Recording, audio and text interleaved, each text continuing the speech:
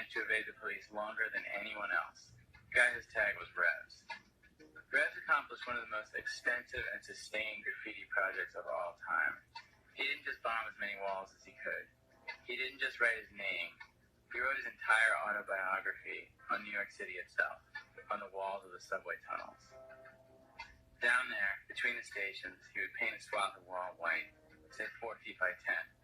And on the white patch, he would write in black spray paint, page after page, telling his life story in the dark, in a place where no one would read it. The pages are signed, numbered, and dated. There are 235 of them, one between almost any 2 stations in the city.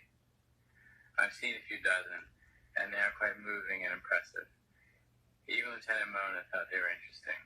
Little poems, he called them. For years it was a mystery, even to the cops, how he did it and who he was. How he got a roller, a ladder, and a bucket of paint into the tunnels at night, all while dodging trains and cops and track workers. Cops would read the pages for biographical details, like page 2, where REVS gives the date of his birth and the name of the Brooklyn hospital where he was delivered, Victory Memorial in Bay Ridge. He was 8 pounds, 13 ounces, a C-section.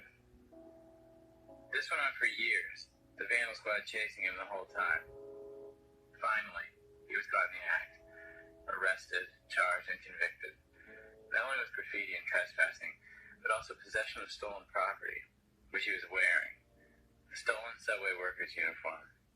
That's how he was able to evade the police all those years. Everybody who saw him with the buckets of paint just thought he belonged down there. The officer who caught and interrogated him, James Baglioli, with what graffiti writers call bongos, has probably read more of his pages than any non-writer. He told me he'd spent so long chasing REVS, piecing him together, sort of forming him in his mind. It came to me that he understood him a little. REVS turned out to be a 33-year-old iron worker from a working-class neighborhood. Not so different, really, from any of the cops pursuing him.